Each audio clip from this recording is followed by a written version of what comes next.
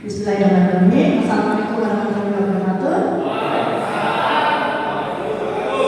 Puji syukur kehadirat Allah yang Maha Kuasa yang memberi kita nikmat sehat, nikmat kesempatan sehingga kita semua hari ini bisa berkumpul di sini. Terima kasih kepada adik-adik mahasiswa yang sudah menggandeng saya untuk bisa sosialisasi hari ini bersama Bapak Ibu, Bapak semua. Terima kasih Pak atas kesempatannya ya. Semoga nanti ini bisa berlanjut kerjasamanya ya. Insya Allah ya. Karena saya yakin insya Allah apa yang saya sampaikan nanti akan bermanfaat buat diri kita, keluarga kita, masyarakat kita, maupun insya Allah bangsa kita ya. Oke, ini adalah momen yang saya susun pada saat itu Januari pertama kali saya kenal dengan Ibu Enzim. Mungkin saya sedikit perkenalan dulu ya sebelum masuk ke materi. Nama saya Bung Endah, biasa dipanggil Bung. Saya adalah putri dari Bapak Muhammad Kasim. Kenapa saya perlu sampaikan nama bapak saya? Karena sebenarnya saya menjalankan ini, Eko Enzim ini sampai detik ini termotivasi oleh beliau. Beliau adalah tentara juga seperti panjenengan, tetapi angkatan 45 jadi ikut perang untuk mempertahankan kepentingan bangsa ini. Ya. Terus tahun 65 beliau pensiun dini, kemudian jadi kepala desa selama 24 tahun ya, di Lumajang ya.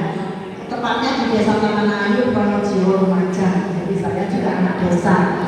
Nah, ketika kecil bapak saya sering ngajak saya berusukan dan itu yang membuat saya sepertinya saya harus bermanfaat juga seperti bapak saya. Insya Allah dengan jalan Eko Enzim ini saya bertekad untuk sampai akhir hayat hidup saya akan sosialisasi Eko Enzim kepada siapapun karena ini manfaatnya sangat luar biasa ya.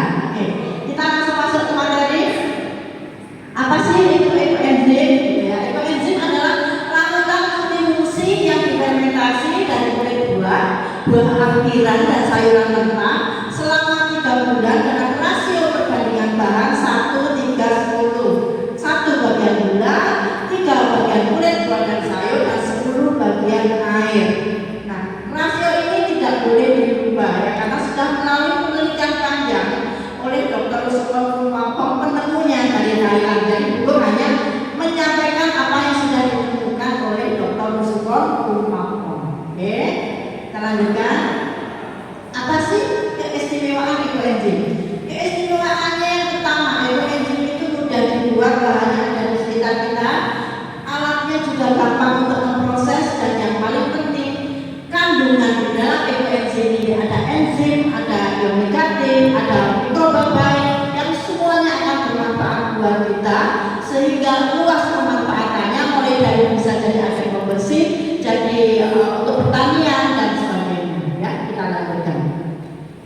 Yang atas adalah penemunya yaitu Dr. Rusukon Kumapong. Salut luar biasa kepada beliau. Penelitiannya panjang loh untuk menemukan Eko Enzim 1, 3, 10, 3 bulan ini benar-benar beliau 30 tahun lebih menelitinya ya. Kalau ditanya, kok ini kok bapaknya banyak banget sudah meneliti toh? Dia sampai benar-benar menelitinya ya, 30 tahun. Nah, yang di bawah itu adalah Dr. Joet. Beliau adalah murid langsungnya Dr. Joet dan beliau yang sering datang ke Indonesia ya. Dan kami juga termasuk salah satu dari beliau. Oke, kita lanjutkan. Nah, Dr. Ros membagikan ilmu penelitiannya ini tentang Eko Enzim gratis kepada kita semua yang mau ikut bersama-sama menyelamatkan bumi. Itu sebabnya kelompok kami tidak menjual Eko Enzim sebagai bentuk terima kasih kepada beliau ya. Tetapi Bapak Ibu, kalau saya dengar cari di marketplace tulis Eko Enzim, banyak yang jual di sana. Tapi khusus untuk kelompok kami itu tidak menjual Eko Enzim. Kami bagikan gratis kepada siapapun. Hari ini juga nanti dengan akan dapat gratis dari kami ya. Tepuk tangan Bapak dari mahasiswa yang sudah menyiapkan dan dijalankan. Lanjutkan. Oke, mengapa sih Eko Enzim? Nah, ini yang paling penting ya.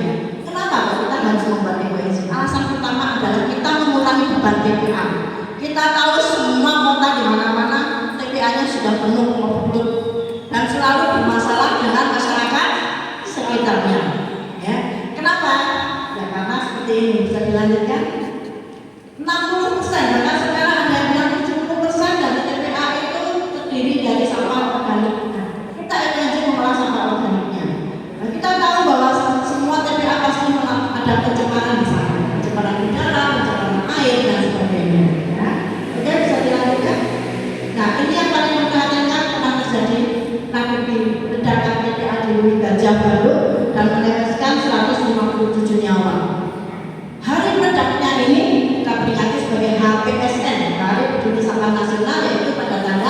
21 Februari. Di sini sudah pernah diperingati apa belum Pak? Belum pernah ya? Jadi nanti boleh lah ya berpartisipasi memperingati HPSN, Hari Peduli Sampah Nasional, karena ini adalah masalah kita bersama, yaitu pada tanggal 21 Februari. Nanti boleh kita seru-seruan membaca koenzim ya pada saat itu. Oke, kita lanjutkan. Nah, alasan kedua mengapa kita perlu membaca koenzim adalah dengan membaca koenzim kita sudah membantu mencegah pemanasan global ya, keseimbangan bumi terganggu akibat eksploitasi yang berlebihan dari manusia. Oke, kita lanjutkan. Apa hubungannya? Pemanasan global terjadi ketika panas matahari tidak bisa dipantulkan kembali ke angkasa karena terperangkap oleh lapisan gas rumah kaca. Nah, salah satu lapisan gas rumah kaca ini adalah gas metan atau gas metana, ya, CH4. Nah, terus kita lanjutkan. Nah, dengan pembuatan ekoenzim ini, dengan penurunan apa hubungannya dengan sampah kita? Ini, sampah kita rata-rata dibuang kemana Bapak? Masuk langsung di rumah dulu TPA kan? Dibuang kemana dulu? Ke tong sampah. Dari tong sampah dibuang kemana? Iya. Kalau di sini TPA-nya di mana ya? Jauh. Oh iya. Jangan pernah lihat ke sana. Sering ya? Kalau benar pernah nggak melihat TPA Supetura atau TPA Termobatu? Belum pernah. Di sana sudah overflow. Tumpukan sampah organik yang bercampur dengan berbagai macam ini menimbulkan yang namanya gas metan. Nah, dengan kita mengolah sampah kita, sampah organik kita menjadi ekoenzim, berarti kita sudah mencegah terbentuknya gas metan. Dengan begitu kita sudah membantu mencegah pemanasan global semakin parah. Menariknya, ketika sudah jadi ekoenzim kita semprotkan di TPA, ini sudah ada uji kualitas udara. Pada saat sebelum disemprotkan di TPA Terpung, gas metannya kadarnya 1600 ppm. Begitu kami semprot pakai ekoenzim 1:1000, 15 menit kemudian kita uji lagi. Waktu itu yang menguji adalah dari Dinas Kesehatan Kota Batu, pakai alat khusus, gas metannya turun menjadi 600 ppm. Berarti dari pembuatan maupun dari hasilnya sangat bisa membantu mencegah pemanasan global. Boleh tepuk tangan. Ya, ini adalah harapan kita bersama, karena isu pemanasan global adalah isu semua bangsa, bukan hanya bangsa kita. Oke, kita lanjutkan. Dengan dibuatnya ekoenzim memang timbul gas namanya CO2, tapi itu tidak berbahaya, tidak sebahaya gas metan. Oke, bisa dilanjutkan. Nah, alasan ketiga kenapa kita membuat ekoenzim adalah karena ekoenzim ini bisa menjadi alternatif produk kimia sintetis. Kita sehari-hari selalu didukung produk kimia sintetis, benar apa tidak Bapak? Mulai dari sampo, sabun muka, sabun mandi, penghilang bau badan, ya kan? Pel lantai, cuci baju, semuanya ada barang-barang kimia sintetis di sana. Nah, kalau ekoenzim ini sudah jadi, itu semua bisa digantikan oleh ekoenzim. Kita lanjutkan. Nah, kita lihat ya di bawah ada gambar lagi kan? Bisa dilanjutkan. Nah, banyak sekali orang yang terkena sabun-sabun dan iritasi tangannya dan sebagainya. Ya, termasuk kakak saya kalau nyuci pasti das luka-luka, gitu ya. Panas kan? Sabunnya itu terasa panas di tangan, kemudian luka-luka. Kalau pakai ekoenzim itu sama sekali tidak terjadi. Belum lagi sampah yang dihasilkan dari botol-botol maupun sasetannya. Itu ya. Oke, kita lanjutkan. Nah, dengan menggunakan ekoenzim sebagai pengganti produk rumah tangga, otomatis kita akan mengurangi pengeluaran. Nah, Bapak Ibu itu gambarnya cukup menarik apa enggak ya di bawah itu ya? Kalau saya ganti dengan yang warna merah dan warna biru, boleh ya? Insya Allah nanti nggak kalau ada gambarnya diganti. Karena memang banyak penghematan yang bisa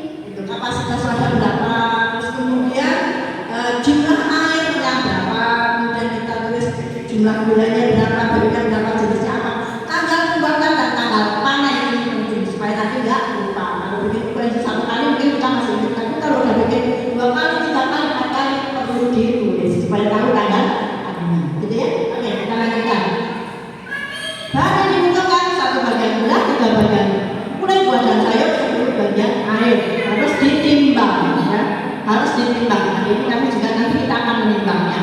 Oke, bisa dilanjutkan. Nah, buah bagaimana yang boleh dipakai? Yang belum dimasak, tidak kering, tidak bulat, tidak dijamur. Ya. Jadi kalau misalnya hari ini kita masak pecel, bumbunya habis, kulitnya banyak, boleh nggak kita pakai buah di sini? Tak boleh. Ya, itu untuk pokok saja. Kita lanjutkan. Gulanya yang boleh dipakai molase atau tetes tebu. Hari ini kita pakai tetes tebu, ya pakai molase karena harganya murah, hasilnya juga bagus. Ya, bisa juga pakai gula merah, boleh juga pakai gula putih. Asal di tempat kita misalnya cari molase susah, cari gula merah susah, baru kita boleh pakai gula pasir. Oke, kita lanjutkan. Tips memilih gula. Nah, kalau molase saya pilih yang kental, yang baunya harum kayak kecap. Ya, kadang ada molase yang cair. Nah, kalau bisa jangan dipakai karena molase yang cair itu sudah ditambah dengan air nanti berubah warnanya. Oke, yuk kita lanjutkan. Air yang dipakai air mentah, ya. Air sumur boleh, air ruangan AC boleh, air hujan boleh, air tang, air galon, ya. Jadi boleh pakai air yang ada di sekitar kita selama air itu masih bisa kita pakai untuk konsumsi. Oke, kita lanjutkan. Cara menakar kita timbang. Nah, yang pertama kita galon, ya, kita siapkan wadahnya. Hari ini dan kita pakai galon. Galon kan kapasitas wadahnya 15 liter. Kita isi air 60% dari kapasitas wadah. Berarti hari ini nanti kita akan sama-sama mengisi air di galon 9 liter. Jumlah gulanya berapa? 10% dari jumlah air. Berarti 10% dari jumlah air ketemu 9 on. Kita nggak pakai volume ya untuk gulanya. Ya. Untuk air kita boleh pakai volume karena berat jenis air itu satu, jadi 1 liter sama dengan 1 kilogram. Tetapi kalau untuk molase kita tetap timbang, tidak pakai volume. Kenapa? Karena kalau dari hasil timbangan kami 1 liter molase kalau ditimbang ketemunya 1,3 kilogram. Kita tetap timbang saja molasenya, ya. Terus kemudian kita timbang lagi jumlah BO-nya adalah 3 kali lipat dari jumlahnya air. Dan 3 kali lipat dari jumlahnya gula atau 30% dari jumlah air. Artinya dari 9 on tadi kali 3 ketemu 2,7 kg. Jadi hari ini nanti kita akan masukkan air berapa Bapak? 9. Gulanya atau molasenya? 9 on. Kulit badan sayurnya 2,7. Berapa Pak? Tidak sampai pegong. 2,7 kilo. Ingat dong ada jangan kilo, maksudnya itu pakai kilo ya. Kita nanti kita akan bagi kelompok ya. Misalnya berapa kelompok saya? 8 ya. Oke. Jadi nanti masing-masing kelompok akan mendapat galon, akan mendapat molase, akan mendapat buah-buahan. Yang jenengan nanti masih harus pilih sendiri ya. Kebetulan kemarin kami sudah mencarikan bersama adik-adik ini luar biasa, tepuk tangan dulu.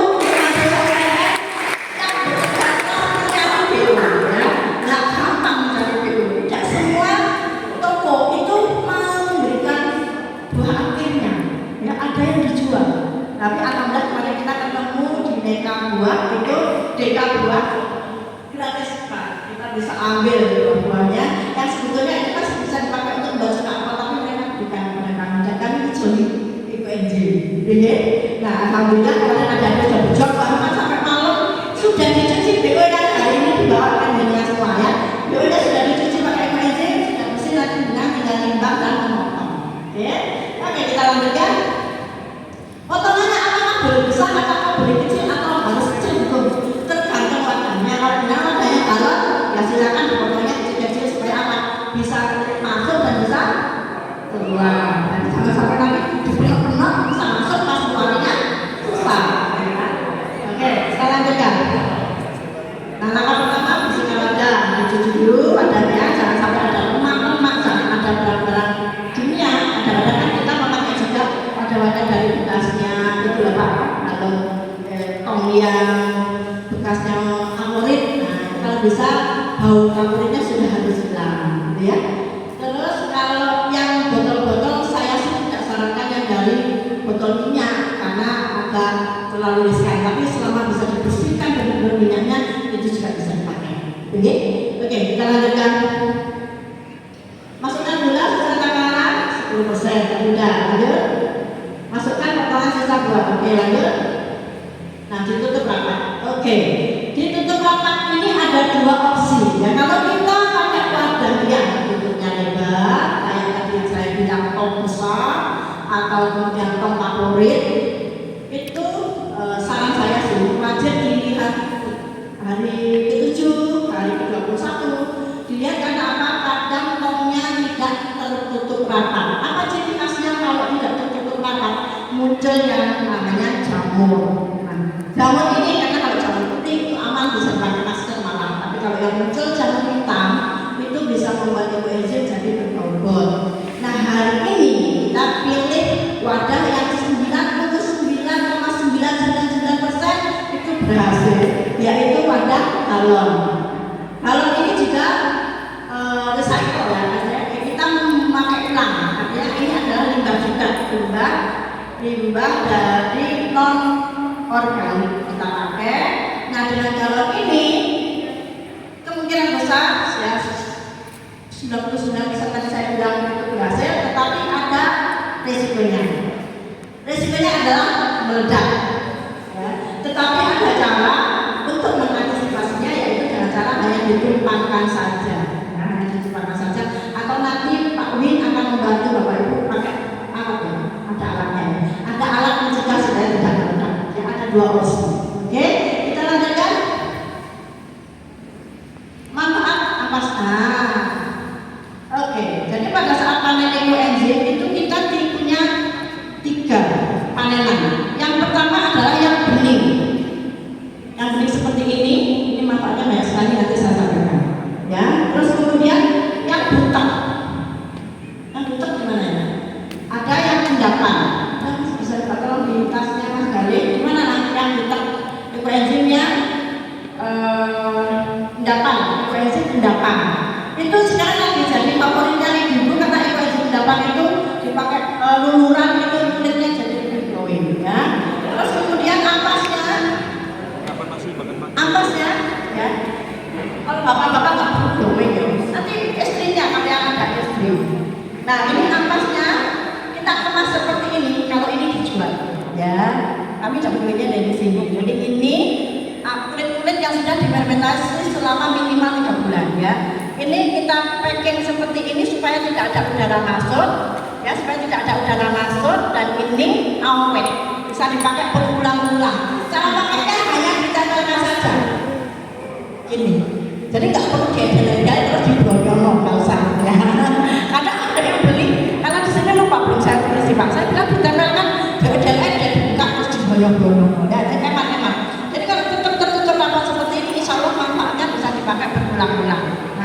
Dulu sebelum kami tahu bahwa batal ampas ini membantu meningkatkan kesehatan, dulu kami cuma pakai untuk pertanian Pak. Kami campur-campurkan untuk musim tikus juga, gitu kan. Terus kemudian kami campurkan ke media tanam seperti itu. Tapi karena sekarang ini sangat laku dijual dan laris manis, jadi kami sekarang kemas.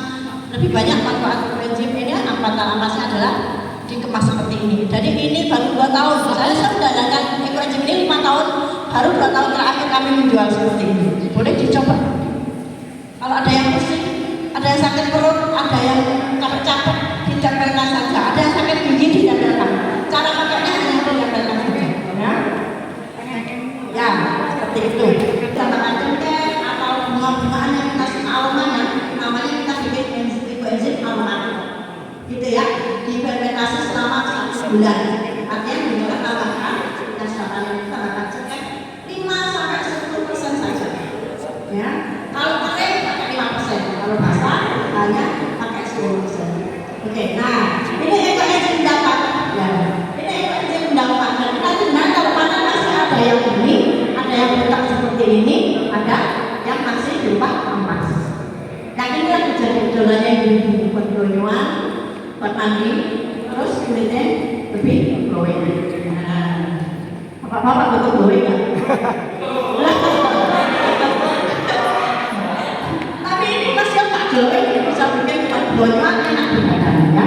Bisa rendah kaki, ya, kalau bisa capek di lapangan, ambil air yang anget-anget agak panas sekitar 3 liter, kasih ekoenzim sekitar 30 ml, tuang, rendam kakinya selama setengah jam, enak sekali. sekali, nanti tidurnya jadi lebih nyenyak, gitu ya.